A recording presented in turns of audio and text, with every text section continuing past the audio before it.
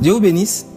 Alors, la première partie de notre méditation sur 1 Samuel chapitre 1, les versets 1 à 20 a révélé les clés pour maintenir une vie de prière puissante et efficace en dépit de grandes douleurs, de grandes tristesses, d'un grand chagrin. Et la prière ainsi enclenchée aboutit à une réponse. Verset 18b, il est écrit « Elle mangea et son visage ne fut plus le même ». Anne a retrouvé la joie. Le carburant de la tristesse a permis à la voiture de la prière de rouler jusqu'à destination, la réponse. La joie totale dans le cœur de Anne indique que la douleur a été totalement transvasée avec succès.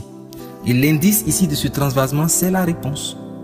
Dès lors, quels sont les caractères de cette réponse? Le premier caractère, c'est l'instruction. Ce qui a marqué la fin de la douleur de Anne, c'est une instruction. Va en paix, verset 17. On prie jusqu'à recevoir l'instruction décisive. Celle-ci met fin aux larmes. L'instruction indique ce qu'il faut faire pour avoir la solution. Dans le cas de Anne, l'instruction c'était comme « Maintenant ça va, tu peux arrêter de prier ainsi, je m'en suis occupé ». Or, l'instruction elle-même a un double sens. Le premier sens est celui d'orienter la prière au risque de mal prier. Dans le cas de Anne, elle devait désirer un enfant dans le but de le dédier à Dieu et non pour elle-même. Et celui de mettre fin à la prière pour nous envoyer vers l'obéissance, source d'exaucement. Il s'agirait ici d'arrêter de prier et d'aller poser l'acte décisif en question. Mais en sus de l'instruction, le deuxième caractère de la réponse, c'est l'exaucement. Verset 17b, le Dieu d'Israël exauce la prière que tu lui as adressée. L'exaucement, c'est la matérialisation physique de ce que nous demandons. Dans le cas de Anne, c'était comme si elle savait maintenant que son dysfonctionnement à l'intérieur d'elle était guéri, ce qui serait la première matérialisation de l'exaucement, et qu'elle tomberait enceinte bientôt. C'est ce qui est arrivé au chapitre suivant. Alors, en définitive, une remarque pertinente surgit de tous ces développements. Laquelle est-elle?